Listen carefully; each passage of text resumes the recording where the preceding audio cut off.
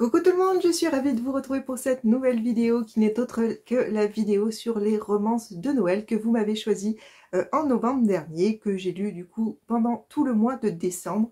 Donc il y a les 5 que vous m'avez sélectionnés, plus 2 autres que j'ai ajoutés lors du mois de décembre, donc dans mes lectures. Vous allez voir, je les ai classés de la moins bonne à la meilleure pour moi, bien évidemment, vous le savez, ce n'est qu'un avis subjectif et vous pouvez vous faire votre propre avis en découvrant vous aussi ces romans.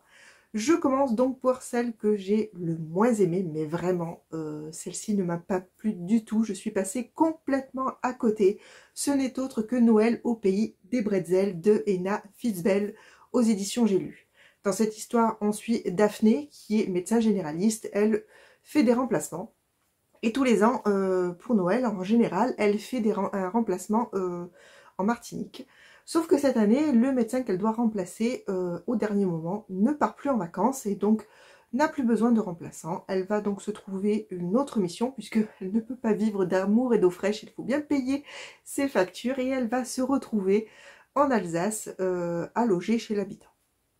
Donc sur le point de départ, franchement, ça avait l'air top. La jeune femme médecin qui se retrouve dans un petit village reculé, enneigé alors qu'elle espérait être sur la plage. Voilà, on part sur un bon concept. Malheureusement, les personnages ne m'ont pas plu du tout. Donc, elle se retrouve chez l'habitant, je ne me souviens plus son prénom tellement je ne l'ai pas aimé ce personnage, Mathieu, qui l'accueille pour son séjour. Il est à la limite du supportable, il est irrespectueux. Alors on peut ne pas être d'accord avec la décision du village de faire appel à ce médecin, etc. Enfin, il y a plein de choses pour lesquelles on peut ne pas être d'accord. Mais de là à être mal poli, excusez-moi, mais ça ne passe pas avec moi. Bref, on peut imaginer que c'est un détail, allons, pourquoi pas. Par contre, non, l'histoire, c'était un copier-coller d'un film, enfin d'une romance de Noël que j'avais regardé l'année dernière sur Netflix, je crois, enfin je ne sais plus, bref, vraiment à quelques détails près, j'avais l'impression de lire le film que j'avais vu, donc c'était vraiment, alors ça s'appelle Le Noël de Laurine, je sais plus. Le titre, j'en ai plus aucune idée, mais franchement, ça ressemblait trop. Et puis, il y avait vraiment des choses parfaitement improbables. Alors, si vous voulez pas savoir, je vous mets un petit mot spoil ici, parce que c'est un petit spoil que je vais faire. Donc, si vous n'avez pas envie de le savoir, surtout, attendez que le petit mot spoil qui est en bas s'éteigne avant, enfin, avancer jusqu'à ce qu'il n'apparaisse plus en bas. En fait, Daphné, non seulement est médecin, mais elle va se retrouver, s'inventer vétérinaire. Donc, elle va se retrouver à soigner des animaux. Bon, ben écoutez, apparemment, être médecin, ça nous permet aussi de soigner les animaux. Bon, ben ça, personnellement, avec moi, ça n'a pas passé, c'est pas passé du tout. Voilà, j'arrête avec le spoil. En tout cas, vous l'aurez compris, c'est un roman que je n'ai pas du tout aimé. Ah, il a quand même un petit plus quand même dans le côté positif de ce roman, c'est vraiment l'ambiance, parce qu'on est vraiment dans un petit village en Alsace, donc on est particulièrement bien dans l'ambiance de Noël avec les bretzels, les repas de Noël, les décos de Noël, petit village, etc. Donc là, il n'y a rien à dire, on est bien dans l'ambiance de Noël, et ça par contre, c'est peut-être la seule chose que j'ai bien aimé dans ce roman.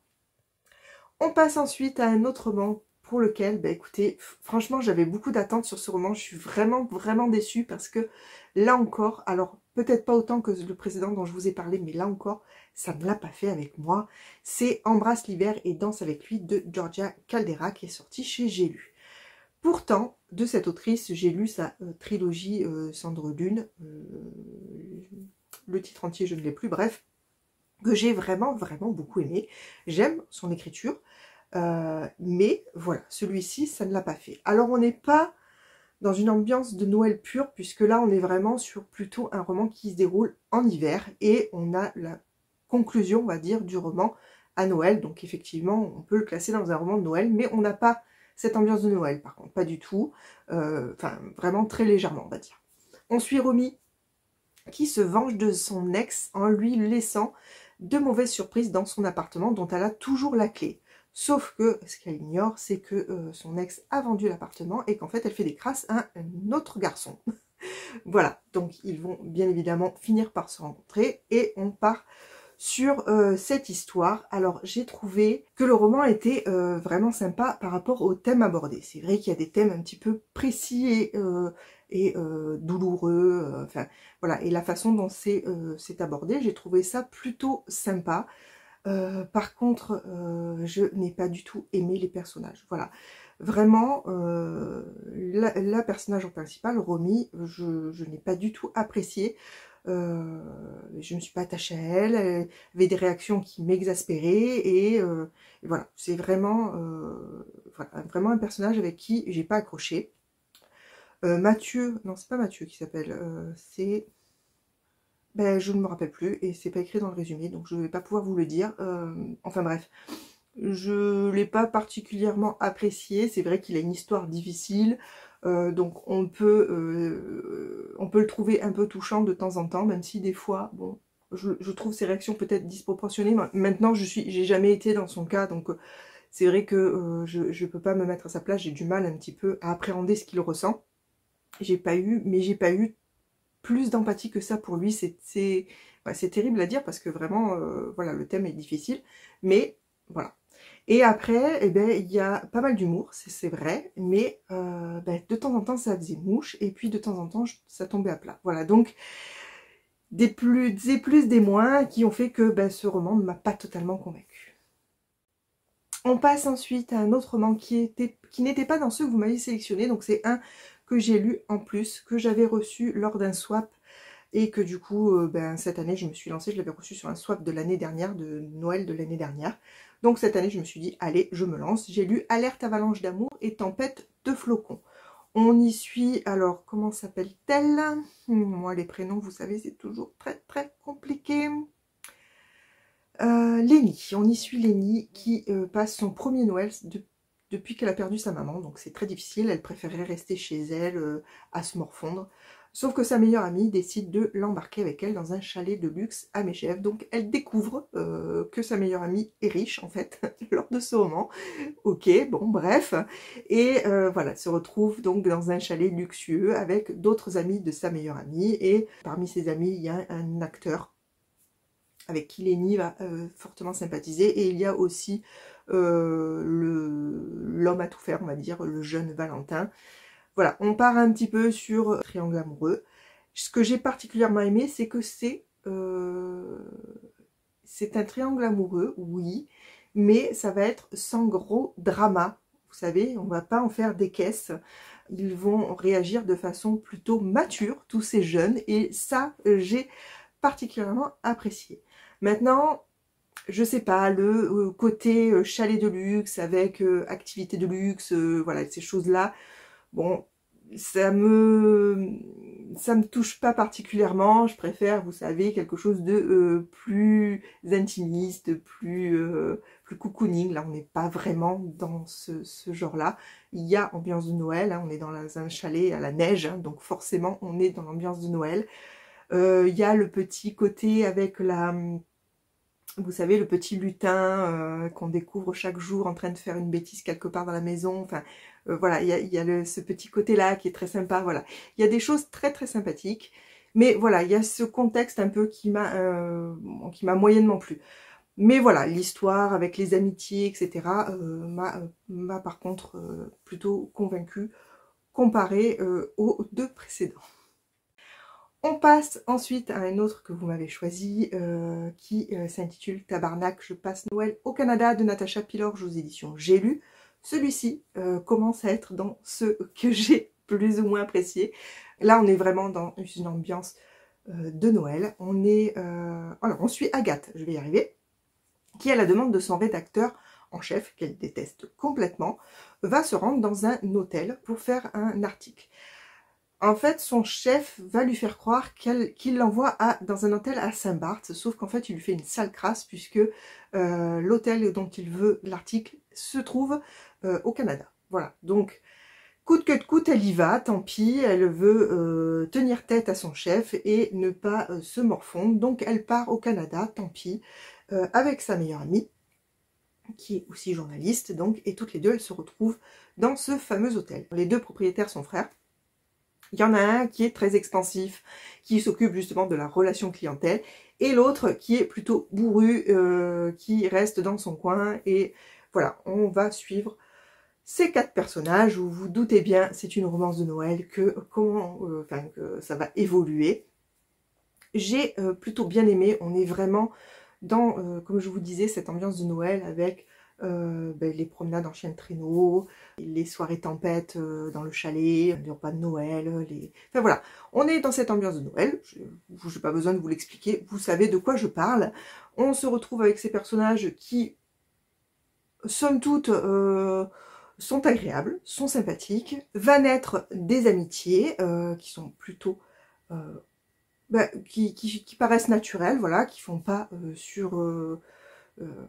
surexploité, voilà, il y a de l'humour, il y a beaucoup d'humour, voilà, donc c'est une romance de Noël comme on les aime, en règle générale, qui fait passer un bon moment, avec des grands paysages de nature, d'arbres, de sapins, de pins, de neige, et voilà, c'est tout à fait dans l'ambiance de Noël, et j'ai plutôt apprécié cette lecture. Ensuite, dans le même état d'esprit que j'ai aussi apprécié, c'est une Noël surprise dans les Highlands de Sarah Morgan aux éditions Harlequin. On suit Gail, qui est une maman de 2 jeunes adultes, qui décide de réunir ses filles dans un manoir en Highland. Enfin, ça se passe pas tout à fait, c'est comme ça que c'est présenté dans le résumé, mais c'est pas tout à fait comme ça que ça se présente ensuite dans le roman, mais bref, en fait, elle veut renouer avec ses filles, ça fait 5 ans qu'elle ne leur a pas parlé, elles ont des difficultés de communication, donc ça fait, elles sont fâchées, donc elle voudrait renouer avec ses 2 filles, et donc elle leur propose de partir pour les fêtes dans un manoir dans les Highlands. Les 2 filles, alors, sont pas très optimistes au début, mais l'une a une entreprise qui vend des voyages de Noël, donc ce manoir pourrait faire partie de son catalogue, donc allez, banco, on y va. Et la deuxième, donc, qui est maman, et qui ne l'a pas encore annoncé donc à Gail, décide que finalement ça serait peut-être l'occasion de lui présenter sa petite fille. Bon voilà, vous voyez un petit peu le genre. On est dans un roman, encore une fois, avec une ambiance de Noël bien ancrée, les grands paysages enneigés, les bonhommes de neige. En plus, il y a une petite fille, je crois qu'elle a 5 ans, qui fait partie des personnages principaux, donc ça met un petit peu d'ambiance vraiment cadeau, magie de Noël, etc. Donc, ce petit plus. Et on est dans une histoire où c'est une histoire familiale, il y a beaucoup de... Même s'il y a aussi une romance, attention, mais l'histoire principale, c'est quand même l'histoire familiale où on découvre cette mère qui ne sait pas parler à ses filles, qui a réussi dans sa vie professionnelle, qui n'a pas su parler à ses filles de son histoire, qui ont fait d'elle ce qu'elle est, et qui ont fait d'elle la façon dont elle a élevé ses filles, qui ont fait que ses filles lui ont tourné le dos. Donc, toute cette histoire familiale qui est vraiment très intéressante et émouvante. Et voilà, c'est un roman que j'ai vraiment beaucoup aimé. On est sur de la seconde chance, on est sur de l'amour, et c'est bien tout ce qu'on demande à ce genre de roman. Et le dernier que j'ai encore 2 romans à vous présenter, mais là c'est le dernier parmi ceux que vous m'avez sélectionnés, qui est donc la meilleure lecture de ceux que vous m'avez sélectionnés pour moi. Ce n'est autre que Snowy Little Liars de Fanny DL aux éditions Hugo Poche. Donc là on suit Jill qui ment régulièrement à ses parents pour éviter de les blesser, en fait, pour leur faire plaisir.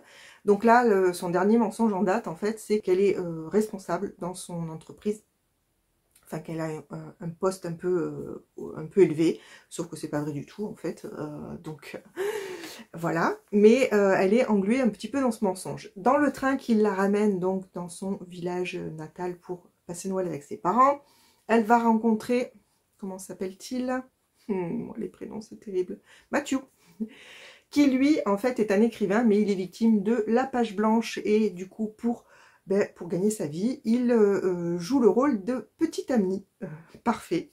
Donc là, il se retrouve dans le train, il discute avec Jill, il lui raconte donc qu'il part pour remplir donc un contrat où il est le petit ami d'une fille dont la famille a l'air un petit peu excentrique. vous tombez dans le mille, bingo. En fait, Matthew est censé jouer le petit ami de la sœur de Jill, donc il se retrouve dans la maison familiale. Jill sait qui est Matthew, Matthew sait que Jill ment à ses parents. Donc tous les deux ils vont décider de ne rien dire et de jouer la comédie, sauf que bien évidemment ça va pas être aussi facile. Et voilà, péripéties, humour. Ce que j'ai bien aimé, il y a beaucoup de mensonges, il y a beaucoup de non-dits, et on va se rendre compte en fait que toute cette famille a bâti ses relations sur le fait de ne pas décevoir les autres. Et en fait voilà, encore une histoire de deuxième chance, de pardon.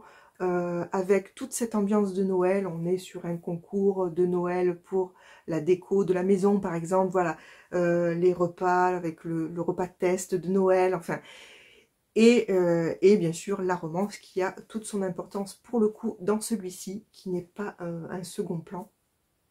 Et voilà, c'était très mignon, et j'ai particulièrement aimé cette romance. Cette année, je trouve qu'il n'y en a aucune qui a vraiment fait battre mon cœur autant que l'année dernière. Alors, c'est l'année dernière ou l'année d'avant?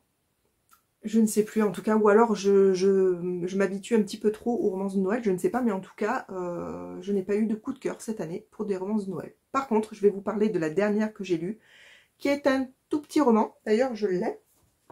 Je vais vous le montrer. D'ailleurs, les autres, je vous les avais aussi, mais je ne vous les ai pas montrés. Je vous ai mis la petite image, mais c'est pareil.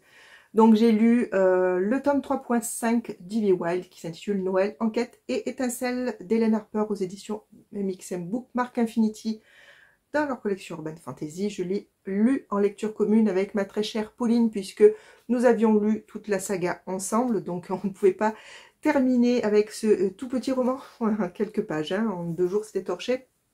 Donc vous ne pouvez pas le lire séparément. Donc on s'est fait ce tout petit roman ensemble. C'est tout mignon, c'est tout doux, c'est rigolo, c'est dans la même veine que les romans. Ça fait extrêmement plaisir de retrouver les personnages. On retrouve notre chère Ivy, toujours avec cet humour caustique un petit peu. Et puis sa fainéantise légendaire. Et on retrouve surtout le petit Brutus. Et voilà, c'était c'était très bien, voilà, il n'y a pas d'autre mot, et je me suis régalée, et je pense pas m'avancer en disant que Pauline aussi, on s'est vraiment régalé toutes les deux sur ce petit roman de Noël. Et voilà, c'est tout ce que j'ai à dire. Je vous recommande cette saga qui est vraiment topissime. Voilà donc pour les romances de Noël. Je vais terminer cette vidéo en vous montrant le petit roman que j'ai reçu de l'une d'entre vous. En fait, je vous rappelle que lorsque je vous ai fait choisir, il y avait un petit concours et c'est DJ Frank qui l'avait remporté. Je lui ai donc envoyé un joli petit colis qu'il me semble elle a apprécié, et en retour, elle m'a très gentiment envoyé un livre. Je la remercie encore sincèrement pour ce petit cadeau. Donc je vais m'empresser de vous montrer sans rien casser si possible. Donc elle m'a envoyé Briseur de cœur de Hélène Cox aux éditions Pocket. Hop, sans le reflet c'est mieux. Que j'avais repéré en sortie livresse, que je ne sais plus, je crois que c'est en décembre ou en novembre, je ne sais plus, mais enfin il est tout récent. Et on suit Kit qui est bibliothécaire. Elle est fan de romans policiers, elle aime aussi beaucoup Lady Grey, son chat Lago, et sa meilleure amie Evie qui est masseuse, voilà. Et un jour, en fait, l'ex d'Evie va être retrouvé assassiné avec une plume, enfin un stylo plume planté dans le cœur, et Evie va être la première suspectée. Donc Kit va décider de mener l'enquête. Voilà, ça a l'air vraiment sympa comme tout, et je remercie vraiment donc la personne qui me l'a envoyé. Je ne sais pas si elle veut dévoiler son prénom, donc je préfère ne pas le dire, et je la remercie sincèrement encore pour ce joli cadeau. Voilà, je termine donc cette vidéo sur cette note très positive qui me fait bien commencer l'année. Je vous remercie de l'avoir regardé jusqu'au bout. N'hésitez pas surtout à me dire ce que vous avez pensé de vos romances de Noël ici en commentaire ou sur Instagram. Si vous avez des romances à me conseiller, je sais qu'une abonnée m'a conseillé Rendez-vous à Noël. Je me le suis pris en e-book, je n'ai pas eu le temps de le lire cette année, mais du coup il fera partie de mes lectures de l'année prochaine. N'hésitez pas du coup à me dire si vous avez d'autres conseils à me donner pour ces romans. Je vous souhaite de passer une très bonne journée ou une très bonne soirée. Je vous fais plein de bisous et je vous dis à très bientôt pour une prochaine vidéo. A plus!